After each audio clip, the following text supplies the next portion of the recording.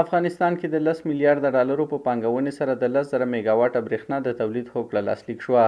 د ریاست الوزرا د اقتصادي مرستیال ملا عبدالغني برادر اخون پښتون کې نن د روان 1404 لمریز کال د اسد میاشتې په 11مه د حکومت د اطلاعات او رسنیو په مرکز کې د اوبو او انرژي وزارت او عزیزي بانک انرژي خصوصي شرکت ترمنځ د 10 میلیارډ ډالرو په پانګونې سره د 10,000 میګاواټه برېښنا د تولید لیږد او ویش په برخه کې هوکړه لاسلیک شوه.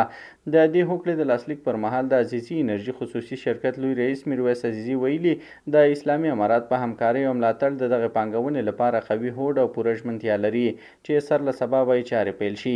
عزیزي انرژي خصوصي شرکت په د هیواد په بیلابیلو برخو کې له ګازو، ډبرو سکرو، اوبو، باد او لمر څخه 10,000 میګاواټه برېښنا تولید کړي. په دې سره به له 7 تر 10 کلونو په جریان کې افغانستان د برېښنا د تولید په برخه کې بشپړې ځان بسیاینې ته ورسیږي او ان بهرنیو هیوادونو ته به هم برېښنا صادره کړي.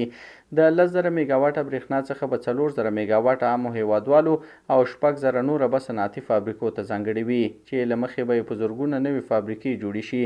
په میلیونونو افغانانو ته به د کار زمینه برابر او د هیواد اقتصاد ته به د پام وړ پرمختګ ورکړي.